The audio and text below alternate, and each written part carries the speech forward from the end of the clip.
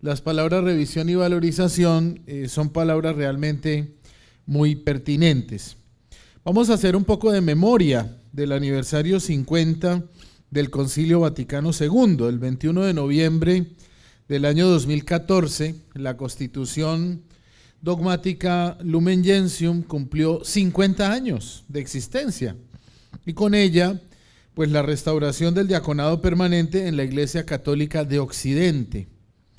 Digo de Occidente porque en Oriente la historia del diaconado ha sido pues diferente y ciertamente algunos elementos que trae el Concilio Vaticano II nos recuerdan restaurar el diaconado en Oriente donde se haya acabado, lo cual significa que la situación en Oriente pues fue distinta. Hemos celebrado también la celebración de los 50 años de clausura del Concilio Vaticano II. Yo les cuento que tuve un poco la oportunidad de estar presente en estas actividades porque estaba viviendo en Roma en ese momento y también asistí a algunos de esos encuentros. Tuvo lugar el Jubileo de la Misericordia también en el año 2016 y ese Jubileo de la Misericordia también generó con el diaconado algunas actividades. El Papa Francisco, por ejemplo, tomó la iniciativa de alentar el diaconado en la iglesia, convocando en el marco del Jubileo de la Misericordia un jubileo para los diáconos permanentes que tuvo lugar el mes de mayo del año 2016. También recibió una delegación del Centro Internacional del Diaconado. Este centro, seguramente ustedes habrán escuchado hablar de él o tendremos la oportunidad de hablar de él en algún momento. Este centro que fue creado justamente hace ya más de 50 años para promover el diaconado en el mundo, pues tiene un equipo, una junta que lo coordina y que va cambiando. En ese momento estuvimos ahí presentes el diácono Enzo Petrolino, que está aquí, que es el presidente de la Comunidad de Diáconos de Italia. Ahí estamos los dos juntitos en una foto, ahí de frente al Santo Padre. Y también, pues en esa ocasión, el Papa pronunció una frase que es muy significativa. Son precisamente los diáconos los que representan el rostro de la iglesia en el día a día. En el día a día. Son una comunidad que vive en medio de la gente, siguiendo un modo de actuar en el cual mayor no es el que manda, sino el que sirve. Dentro de ese contexto, llegamos a los Estados Unidos de América, a este año 2018, justamente para celebrar los 50 años de la institución o apertura del diaconado en los Estados Unidos. En primer lugar, con este evento o conferencia que trae como tema precisamente esa celebración, y otro que tendrá lugar en New Orleans en un par de semanas también, y que pues congregará a muchos diáconos de este país. En este contexto, ustedes como Asociación Nacional de Diáconos Hispanos de los Estados Unidos han propuesto precisamente esas dos palabras, de las cuales yo me voy a servir para poder compartir este tema con ustedes: revisión y revalorización.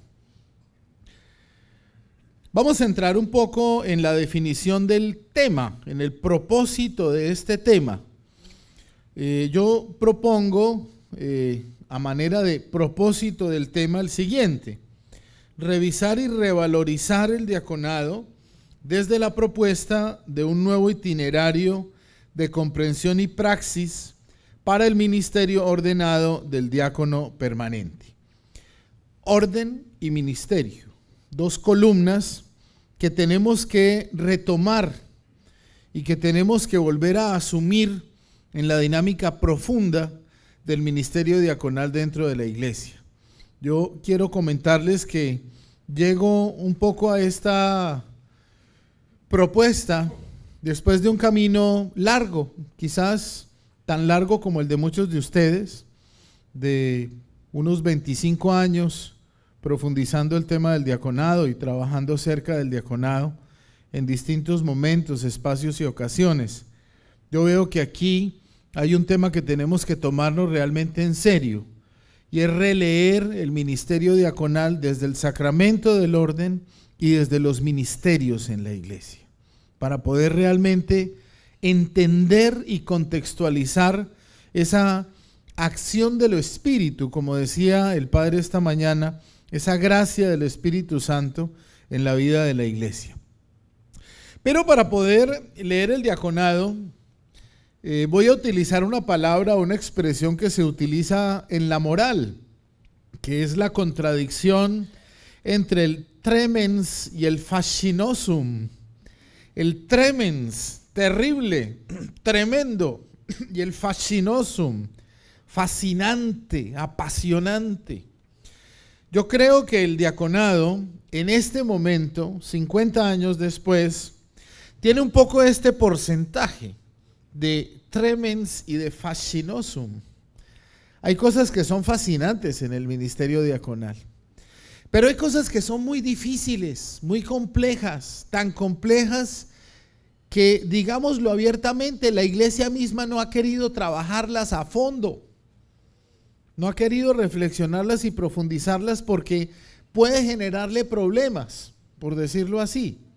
Es un ministerio demasiado innovador en muchas cosas, y eso pues hace que en muchas ocasiones la jerarquía eclesiástica ponga el pie en el freno. Entonces hay cosas que son tremens aquí, pero tenemos que saber cuáles son, porque esto no es simplemente un tema de capricho o de voluntarismo, es un tema realmente de coyuntura y hay que analizarlo. Voy a proponerles algunas preguntas terribles para hacer del diaconado un ministerio ordenado aún más fascinante.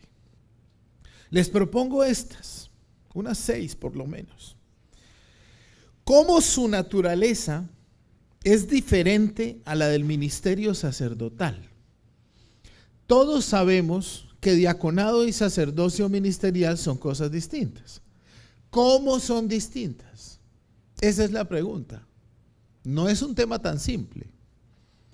¿Cómo se define su condición jerárquica propia? Porque es que resulta que el diaconado hace parte de la jerarquía de la iglesia. Un diácono es clérigo, como clérigo hace parte de la jerarquía. ¿Cómo es su condición propia en la jerarquía eclesiástica? ¿Cómo es la forma propia del estado clerical del diácono? No, este es un clérigo. Este ya no es un laico, es un clérigo. Pero es un clérigo con señora y con hijos. Entonces eso, teológicamente, ¿eso cómo se lee? Entonces miren ustedes cómo realmente hay preguntas tremens. Pero son preguntas muy interesantes. Porque es ahí justamente donde tenemos que llegar a identificar por dónde deben ir las cosas para quitar el pie del freno y dejar que el diaconado vuele, avance. Sigamos con preguntas terribles. ¿Cómo se relacionan ministerialmente los 3 grados del orden? No, claro, el sacramento del orden tiene 3 grados: episcopado, presbiterado, diaconado. Eso todos lo sabemos. ¿Cómo se relacionan ministerialmente? Que yo creo que en el fondo la no respuesta de esta pregunta es lo que ocasiona que constantemente haya problemas entre los curas y los diáconos. Claro, porque es que hay un tema de falta de claridad ministerial de qué es suyo y qué es mío. Y es en ese sentido en el cual nosotros los sacerdotes nos hemos vuelto en mucho invasores del ministerio, tanto del obispo como del diácono. De ambas cosas. ¿Sí? Nos robamos el show generalmente en la vida ministerial de la iglesia. Y eso es un tema complicado.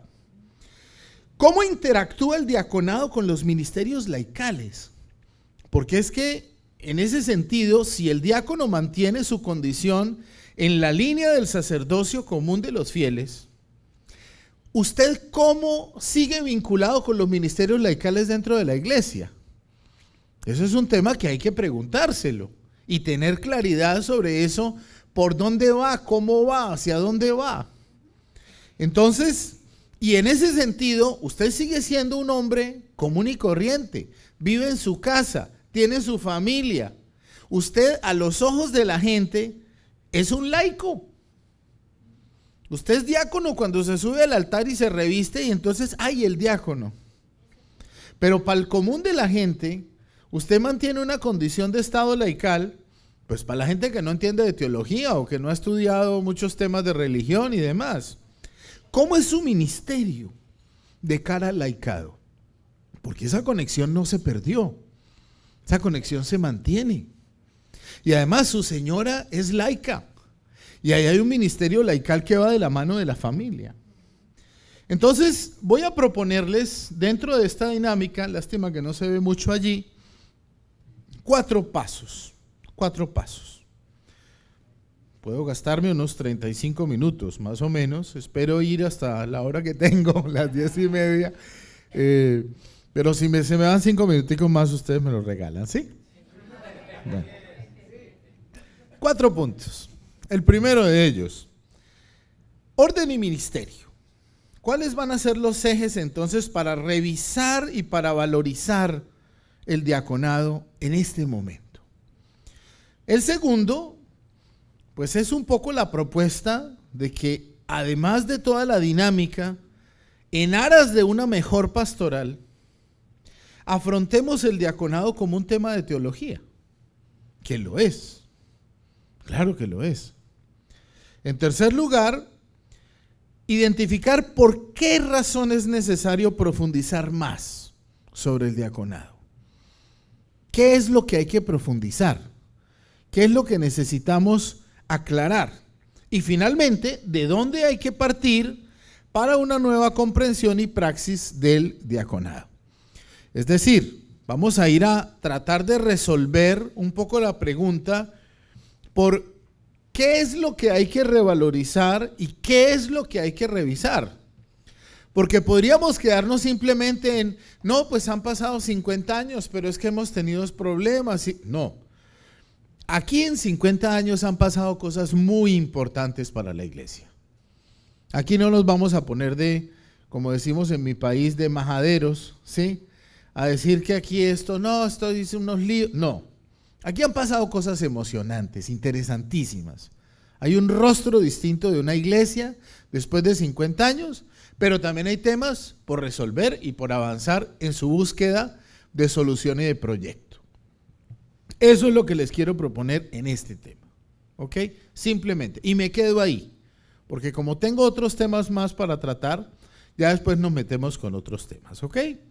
Bien, entonces vámonos con el primer punto, de 4, orden y ministerio. Digamos que estos debieran ser algo así como los ejes para repensar teológicamente el Vaticano, el diaconado, 50 años después del Vaticano. Claro, esto significaría meterse en la teología del sacramento del orden, significaría también meterse en la teología de los ministerios. Ustedes dirán, ay, ¿dónde queda el matrimonio? Ya veremos, poco a poco, porque es que en el fondo nosotros no podemos interpretar el diaconado desde la teología del matrimonio, sino desde la teología del sacramento del orden. Porque cuando tenemos clara la teología del sacramento del orden, entonces ahí ya hay posibilidad de conexión con el sacramento del matrimonio. ¿Sí? Estoy utilizando algunas vías un poquito técnicas, ustedes me excusan si de pronto tomo esta ruta, pero creo que aquí hay un auditorio con larga experiencia de camino en el diaconado como para que yo lo pueda hacer. ¿De acuerdo? Entonces, voy a proponerles 5 ideas que me parecen importantes. La primera de ellas es que una aproximación teológica al orden diaconal se encuentra inevitablemente con algunos temas.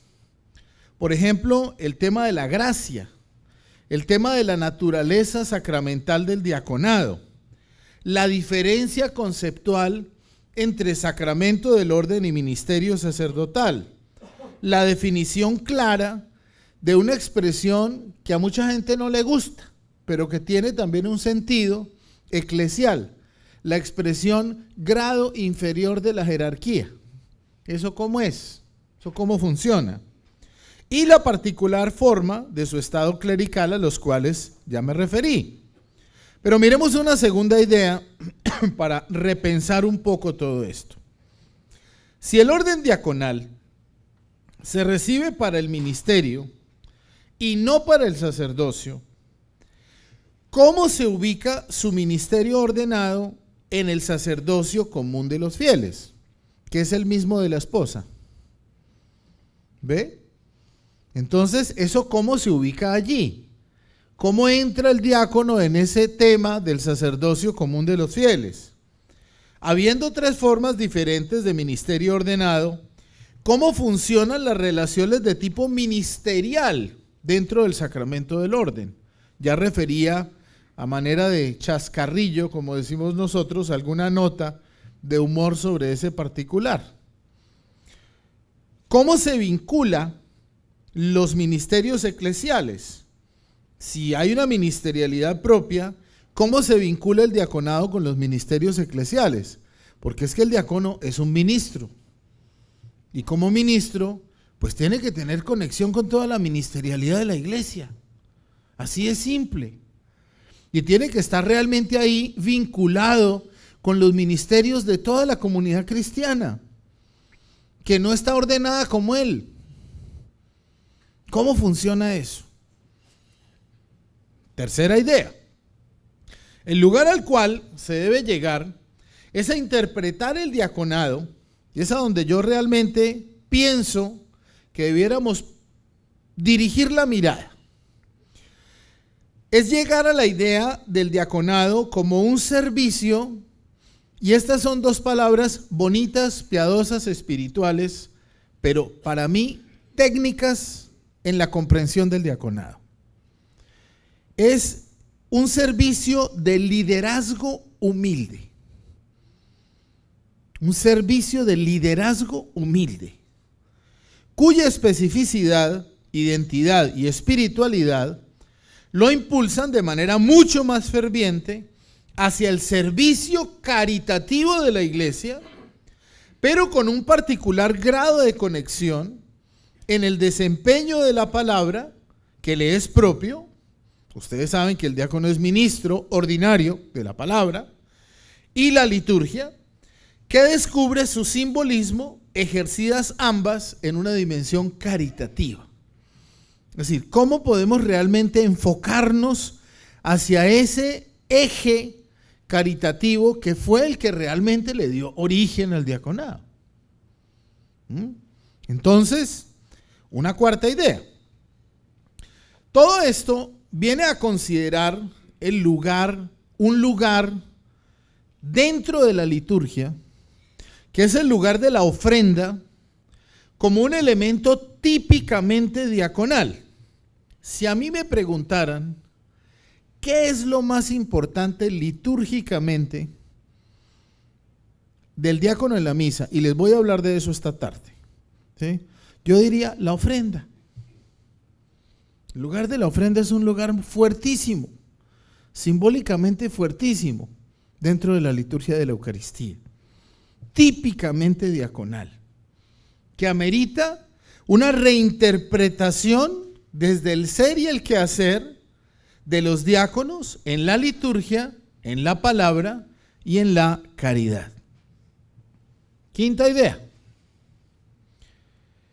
La condición está en que nosotros podamos hacer evidente la plenitud que genera una natural relación e interdependencia ministerial en torno a este tema con los demás grados del orden y los demás ministerios eclesiales.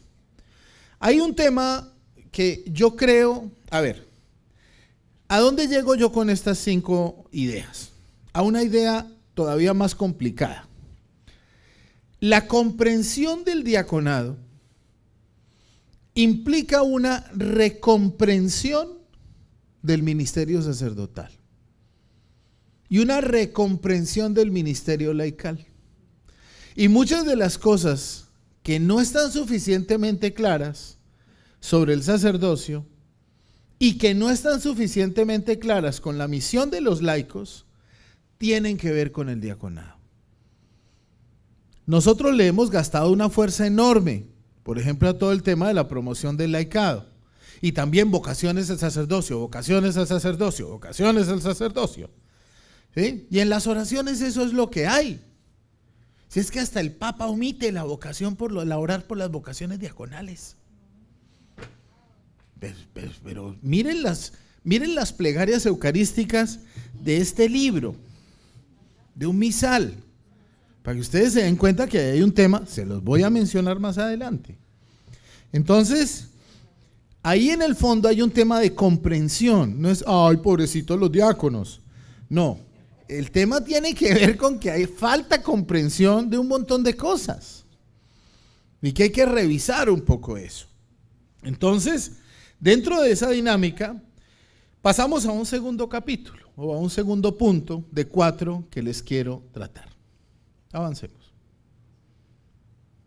Siguiente.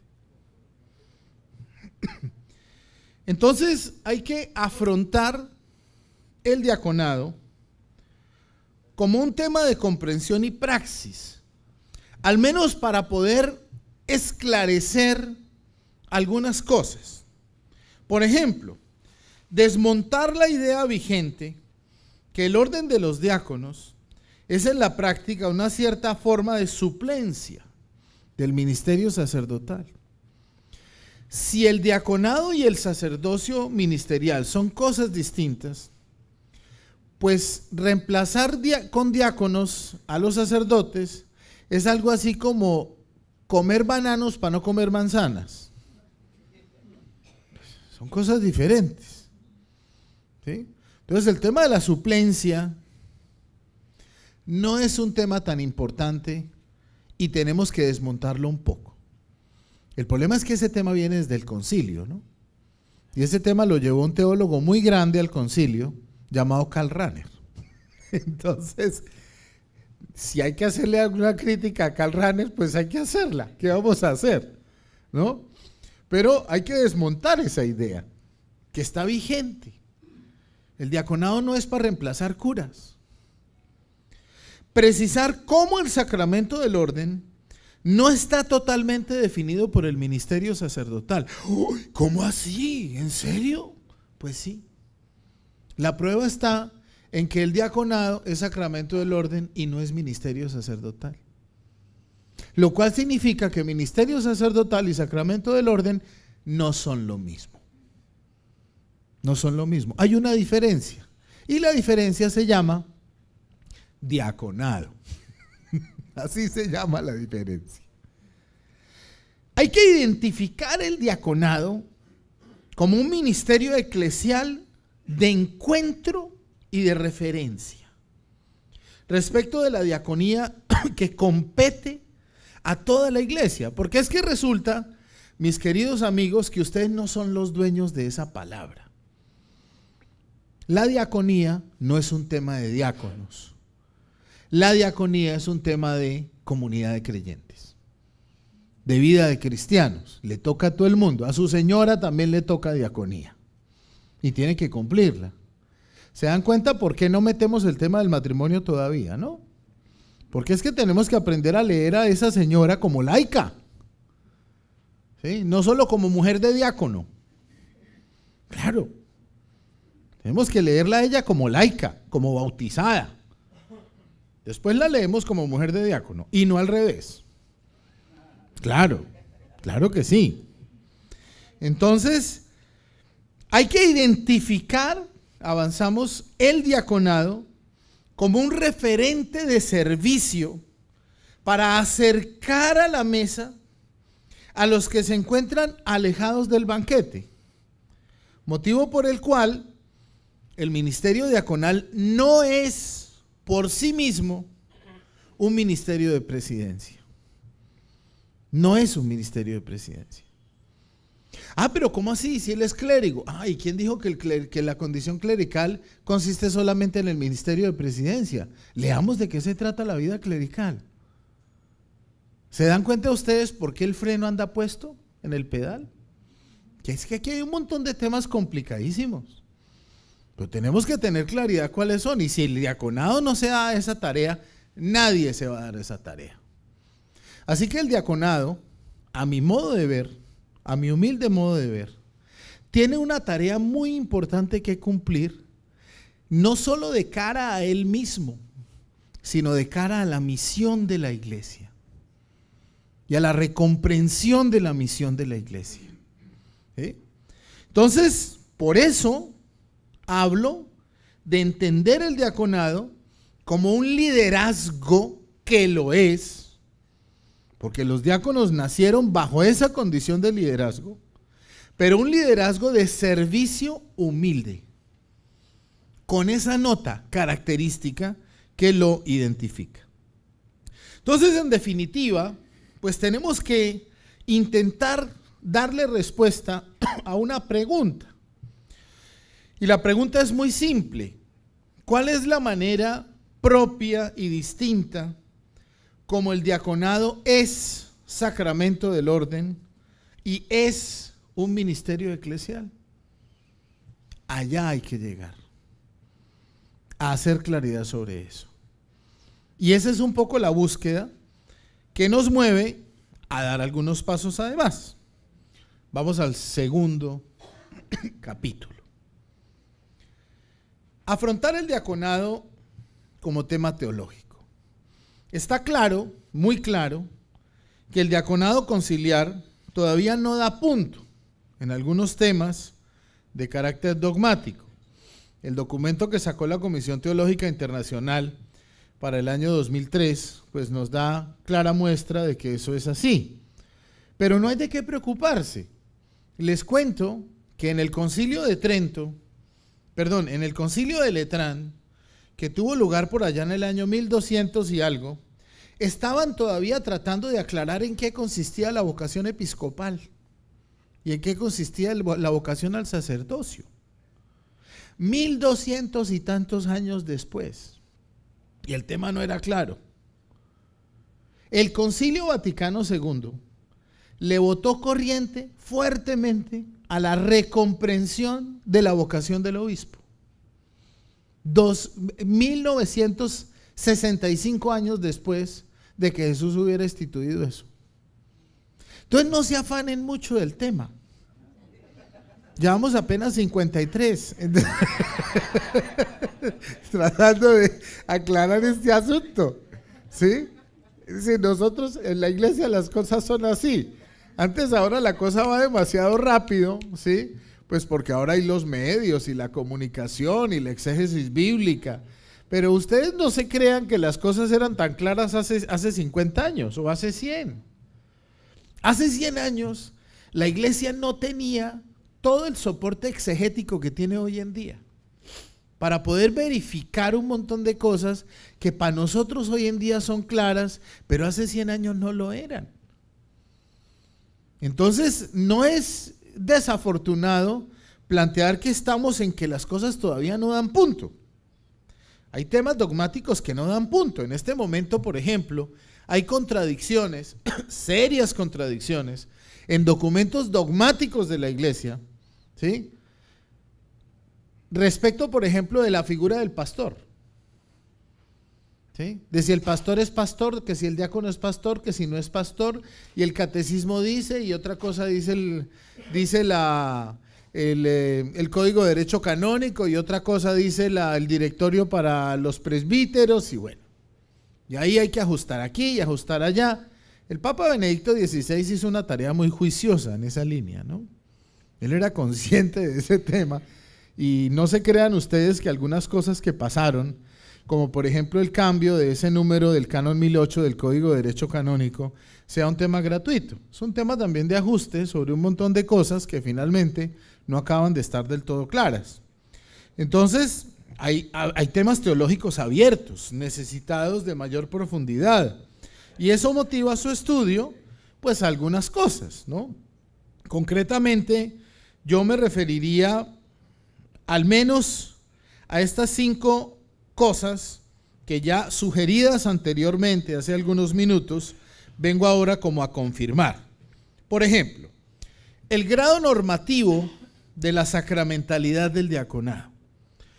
no es la pregunta de si el diaconado es sacramento o no. Es la pregunta por su grado normativo, el grado normativo del sacramento. ¿De qué manera es sacramento? No si lo es, sino de qué manera lo es. La unidad y la unicidad del sacramento del orden en sus distintos grados. Por ejemplo, ¿qué es lo que hace que el sacramento del orden sea sacramento del orden y que funcione igual en los 3 grados? Porque si el sacramento del orden es el mismo para los 3, aunque haya grados distintos, algún hilo conductor tiene que haber que haga que ese sacramento del orden sea exactamente el mismo en el caso del obispo, en el caso del sacerdote y en el caso del diácono. ¿No les parece? Tiene que haberlo, claro. Entonces, ¿cuál es su unidad? ¿Cuál es su unicidad? ¿Cómo es uno y cómo cada uno allí es único? ¿Cómo son distintos? Los temas atinentes al carácter. No, el diaconado es orden, imprime carácter. ¿Eso qué significa? Que imprima carácter. No, que es indeleble. Pues sí. ¿Y eso qué significa? ¿Sí? No, que no se puede borrar. Bueno, ¿y eso a usted cómo le afecta? ¿Se dan cuenta? Tenemos que tener claridad sobre esas cosas. Y el tema de las potestades, que es un tema que no es nuevo, es un tema que viene tratándose desde la escolástica. Las potestades que el diaconado otorga en cuanto a sacramento. Es decir, si usted está investido como diácono de una gracia sacramental que le es propia, ¿usted qué puede con esa gracia? ¿Qué es lo que usted puede y otro no? ¿Sí? Yo puedo consagrar, usted no. Sabemos que usted no puede. Pero usted no puede ser definido por lo que usted no puede, sino por lo que usted puede. ¿Quién es el diácono? El que no celebra misa. ¿Quién es el diácono? El que no confiesa. ¿Y quién es el diácono? El que no puede ungir enfermos. A ver, ¿hasta cuándo estamos con esto? Entonces miren ustedes cómo tenemos que definir realmente el tema de las potestades, que como les digo, no es un tema nuevo. Ese tema viene funcionando desde la escolástica. Eso lo trataron, San Agustín se refirió a eso en el siglo V, Santo Tomás en el siglo XIII, hablaron de eso. El concilio, uno de los concilios de Letrán, habló de eso. Así que, por ende, tenemos que aproximarnos al menos a 4 temas esenciales de discusión, que ya van viendo ustedes cómo los vamos enfocando. ¿Sí? El grado normativo de la sacramentalidad del diaconado, la naturaleza sacramental del diaconado a partir de las diferencias conceptuales entre sacramento del orden y ministerio sacerdotal. Si hay diferencias conceptuales, eso tiene que ver con el diaconado, muy importante. La definición de la condición jerárquica del diácono, la forma propia del estado clerical, la mejor definición del diaconado desde los ministerios eclesiales. Entonces, en particular, el tema de los ministerios eclesiales implica algunas cosas que también tenemos que chequear. El análisis de las relaciones de tipo ministerial del diaconado al interior del orden mismo, no solo cómo se relaciona entre los 3, sino cómo se relaciona el diácono. Usted es un servidor personal del obispo, pero ¿y eso cómo funciona si usted al obispo no lo ve nunca? Sobre la práctica, ¿eso cómo es? Es decir, hay que ver cómo el ministerio del obispo actúa sobre la iglesia particular y cómo usted, en lo cotidiano de su vida, sirve al obispo. ¿Se dan cuenta? Esas cosas hay que volverlas prácticas y reales. Relaciones de tipo ministerial al interior del orden mismo. ¿Cómo usted tiene el deber, porque lo tiene, ¿sí?, de ayudarle al sacerdote? ¿Cómo? ¿De qué manera? Es en esa dinámica en la cual vamos caminando. Su lugar específico, miren ese San Lorenzo tan simpático con la parrilla en la mano. Muy chistoso, ¿cierto? ¿Ah? Su lugar específico en los ministerios, ahora les cuento una historia de la parrilla de San Lorenzo, a pesar de que Enzo aquí es conocedor de esos temas. Su lugar específico en los ministerios eclesiales, en cuanto a ministerio ordenado, lo cual es perceptible más en la línea del sacerdocio común de los fieles que en la del ministerio sacerdotal, y su vinculación con los ministerios laicales y la relación que de ahí se deriva. Bueno, les cuento que yo me senté más o menos un año, esta es la anécdota, me senté más o menos un año en Roma, después de haber terminado, mientras terminaba unos estudios que hice de comunicación social ahí en la Gregoriana, me senté a adelantar la parte bíblica de mi tesis doctoral, que la hice en la Javeriana de Bogotá, y a profundizar los 4 textos emblemáticos del diaconado. Escribí pues unas cuantas hojas, yo calculo que unas 400. Yo me pegaba unas angustiadas, unas enredadas tan horribles. Pero resulta que yo vivía en una calle miserable de Roma, ¿no? Miserable, una de las calles más aristocráticas de Roma, la Vía Condotti. Los dominicos tenemos un convento allí. Todo el mundo dice, ¿cómo así los pobres mendicantes viven en Vía Condotti? ¿No? Entonces yo les decía, no, un momentico, nosotros llegamos aquí hace 250 años, los invasores son los vecinos. Prada, Ferragamo, Dolce Gabbana, esos llegaron después, nosotros llevamos 250 años ahí. El hecho es que mi convento quedaba a la vuelta de la parroquia de San Lorenzo en Lonchina. A la vuelta es 100 metros, 150 metros. Y resulta que en la parroquia de San Lorenzo en Lonchina está el altar donde se conserva la parrilla de San Lorenzo. Así que yo muchas veces, hago cuenta de más de 20 o 30, yo me iba por las tardes desesperado de no entender todas estas cosas de las que les estoy hablando y me le arrodillaba a la parrilla de San Lorenzo. Decía, oiga compañero, usted que lo tostaron en esta vaina, a ver, ayúdeme a entender esto, porque es que no lo hilo, ¿no? Muchas veces hice eso. Por eso cada que veo la parrilla de San Lorenzo me da risa, porque es que yo le he gastado unas cuantas horas a rezarle a esa parrilla. Entonces, ¿qué vamos a hacer? Entonces, este tema de los ministerios eclesiales, pues implica un poco todo eso. Y vamos a pasar a un tercer punto. ¿Por qué es necesario investigar más sobre el diaconado? Yo diría que porque los estudios existentes todavía no son suficientes. Ustedes vayan, busquen bibliografía sobre el diaconado y verán qué difícil. Qué difícil. No existen muchos estudios de carácter doctrinal, hay algunos. Yo, por ejemplo, me puse a chismosear cuántas tesis doctorales se han hecho sobre el diaconado en las universidades de Roma. Les cuento que no encontré 10. Hay como unas 9, más o menos. Tesis doctorales de cierta categoría, por decir algo. Hay, por ejemplo, 2 de los Gaetani, ¿no? Hay alguna hecha por un padre de Corea, hay una hecha por un colombiano, que es el padre Oscar Álvarez, con el cual dictamos juntos un curso de teología para el diaconado en el CELAM. Hay algunas, no muchas. Entonces no se crean ustedes que es que hay mucha cosa escrita. La teología del diaconado además tiene un problema, y es que aunque hay muchas cosas publicadas sobre el diaconado, se repite a sí misma, ¿sí? Se repite a sí misma. Y entonces usted va y lee y siempre encuentra más o menos las mismas cosas, ¿sí?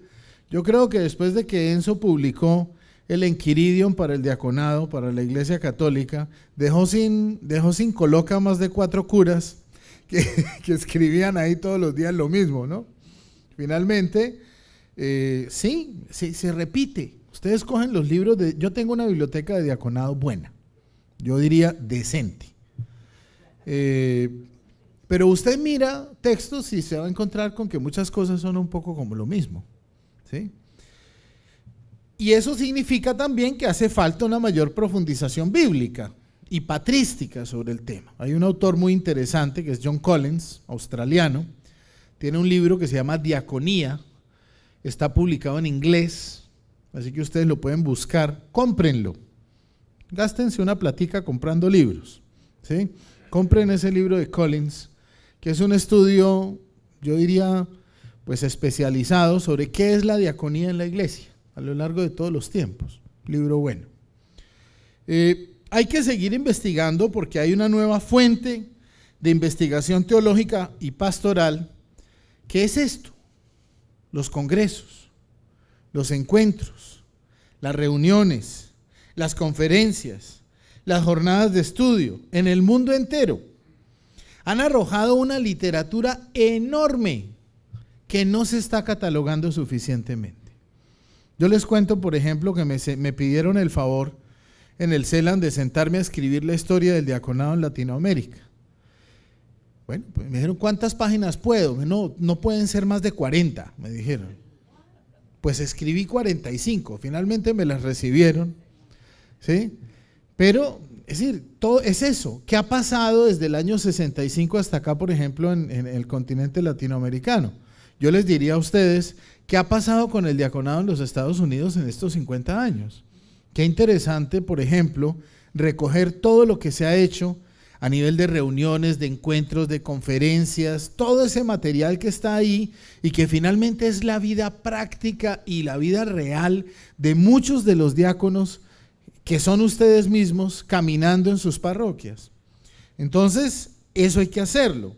Hay que leer críticamente el tema también, especialmente desde la práctica posconciliar, pero en la perspectiva de esto que les digo, sacramento del orden y ministerios. Porque resulta inadmisible que hacia el futuro la teología del diaconado siga apareciendo diluida dentro de la teología del episcopado y la del presbiterado. Yo cojo libros, sacramento del orden, y lo que aparece de diaconado es así, sacerdocio así y episcopado así. Todo es teología del sacerdocio, porque no puede ser que el diaconado siga siendo definido por lo que no es respecto del ministerio sacerdotal. No podemos seguir en eso, no podemos seguir definiendo el diaconado por lo que el diaconado no puede, sino por lo que el diaconado puede, por lo que realmente es. Entonces, además hay otro tema importante, y es que el Concilio Vaticano II no planteó solo un modelo eclesiológico para la iglesia, hay varios modelos eclesiológicos en el concilio. Entonces existen modelos eclesiológicos vigentes, incluso conciliares, yo lo comento de esa manera, mediante los cuales sobre todo el ministerio sacerdotal evidentemente se ha apropiado de roles que con frecuencia van más allá de lo que realmente le correspondería asumir. Y porque es claro que un diaconado bien enfocado también potencia la especificidad tanto del ministerio sacerdotal como de los demás ministerios eclesiales, puesto que ayuda a que cada cosa sea puesta en su lugar. Entonces, vámonos para un último punto, cuarto punto. Entonces, ¿de dónde partir? ¿Qué es lo que hay que hacer? Y eso no es solamente que se sienten 2 o 3 locos a estudiar, ¿no? Que se siente Enzo allá en su casa de Reggio di Calabria, ¿sí? O me siente yo en mi biblioteca en Bogotá a ver qué se nos ocurre, ¿sí? Sino que realmente nos metamos un poco todos en la tarea de indagar, o nuestro amigo William Dietewick, que apreciamos muchísimo también y que ha publicado tantos libros, ¿sí? O Phyllis Sagano, que sigue escribiendo sobre ese tema. Entonces, ¿de dónde partir? ¿Qué es lo que tenemos que hacer o podríamos hacer un poco, al menos entre varios? La exégesis bíblica tiene hoy claramente elaboradas algunas cosas. Por ejemplo, el tema de la expresión diaconal dentro de la Biblia es un tema muy trabajado hoy en día. La diferencia, por ejemplo, del diaconado entendido como verbo, el diaconein, como servicio, la diaconía, como persona, el diaconos, y así ha ido tomando distancia del término en el Antiguo Testamento, lo cual se constituye en novedad del Nuevo Testamento y lo refiere incluso todo hacia el pueblo de Dios. Esta expresión, la siguiente, la expresión diáconos, entendida como el que sirve en el banquete, es un tema realmente muy interesante. Creo que vale la pena que nos metamos un poco más a profundizar todo lo que esto significa desde la recomprensión del capítulo 6 del libro de los Hechos de los Apóstoles, para que podamos ver cómo ese servicio que nace nuevo dentro de la iglesia daría para ser interpretado novedosamente desde el servicio de las mesas como un servicio a la vida, a la persona humana, al modo de un servidor humilde de Cristo o de Dios, con el componente particular del liderazgo en humildad. Vale la pena realmente repensar eso. Y también creo que hay que leer exegéticamente los textos bíblicos emblemáticos del diaconado desde el diaconado mismo. No es vamos a hacerle una exégesis a 1 Timoteo 3, 8, 13. No, vamos a leerlo desde la óptica del diaconado. ¿Se dan cuenta? Es empezar un poco a hacer ese ejercicio. Hay que releer el diaconado también en la patrística. Yo hago cuentas al menos de unas 30 fuentes. Los documentos de la iglesia citan por lo menos 14 fuentes. Yo hago cuentas de unas 30, pero también tenemos que indagar un poco más en algunos otros lugares. Yo les cuento, por ejemplo, que esa última tarea, pues yo ya me puse a la tarea de hacerla.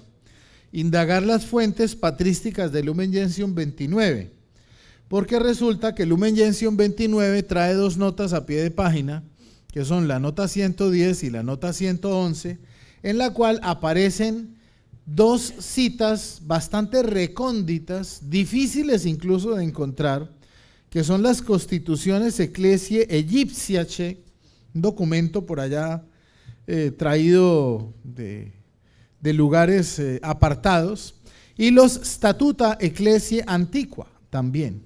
Son documentos que están ahí citados y que cuando usted se mete a investigarlos se da cuenta de cómo el número de Lumen Gentium no solo dice lo que dice allí, sino dice lo que dicen las notas que están allí. Y esas notas dicen un montón de cosas. Algún día les hablo de ese tema, que es muy interesante. ¿De dónde más tenemos que partir para este itinerario? Ya vamos terminando. Yo creo que de los rasgos que de alguna manera la patrística define. Para mí, digo para mí, es porque de alguna forma esto es alguna conclusión de estudio mío. Hay algunos rasgos que la patrística define como elementos claramente marcados del diaconado. Por ejemplo, la unión del diácono a la figura del obispo. Yo creo que ese tema a nivel de patrística queda absolutamente aclarado. La amplitud del ámbito del servicio a las comunidades. Cómo realmente el diácono tiene un servicio súper open, inmenso, abierto, grandísimo.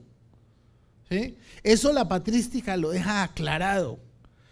La colaboración propia en la liturgia, la patrística aclara eso. El fortalecimiento del anuncio de la palabra, lo mismo. La caridad mediante el servicio a los más pobres y alejados. Eso es un elemento para que usted lo selle y le ponga la firma. No tiene margen de error. Ese tema no tiene margen de error.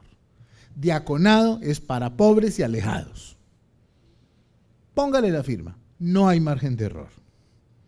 La importancia de su ser mismo, lo cual significa el testimonio de su vida y la presencia en claves de humildad y de servicio.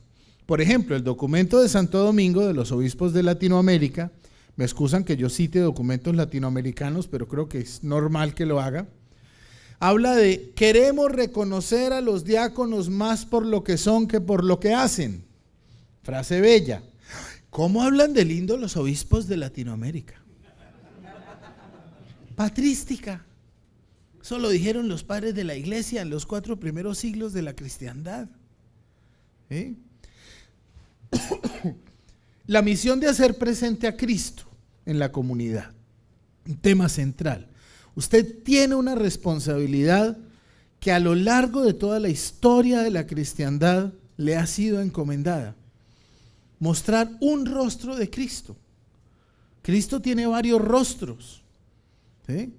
Tiene el rostro del que preside, tiene el rostro del que lava pies, tiene el rostro del crucificado, tiene el rostro del bebé en el vientre de María, tiene el rostro del niño en Belén, tiene el rostro de la pérdida de hallazgo en el templo. Ustedes tienen un rostro que mostrar de Cristo, que es ese rostro de Cristo sirviendo humildemente y lavando pies. Eso está ahí claramente puesto. Póngale la firma, 0 error. Y tenemos también que avanzar con otros temas más.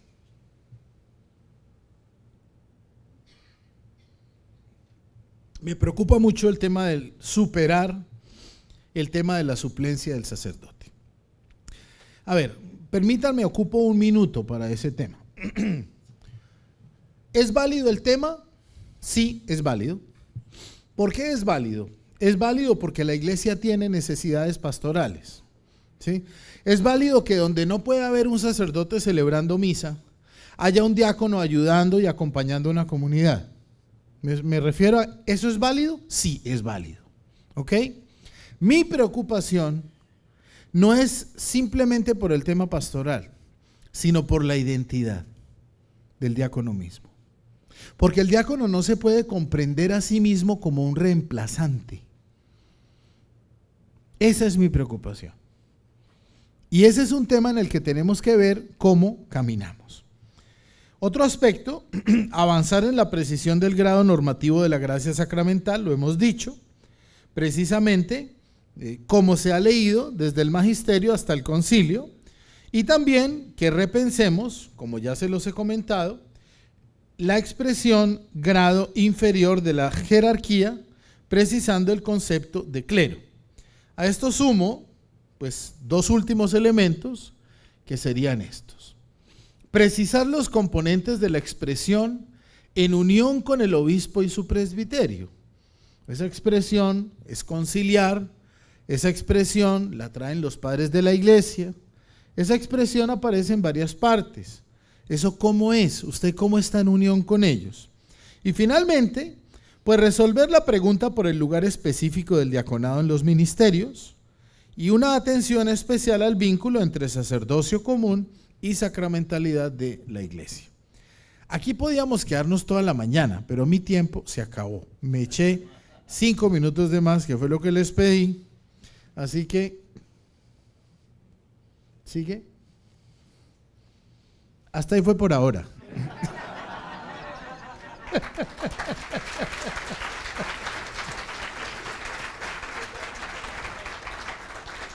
Bien, no sé, es decir, como no tengo los tiempos y demás, supongo que la hora era con intervenciones, pero de todas maneras yo me comí la hora entera, les pido 1000 excusas. Igual, si hay espacio en algún momento, lo charlamos o lo que sea, ¿no? Yo les agradezco mucho su atención, muy amables.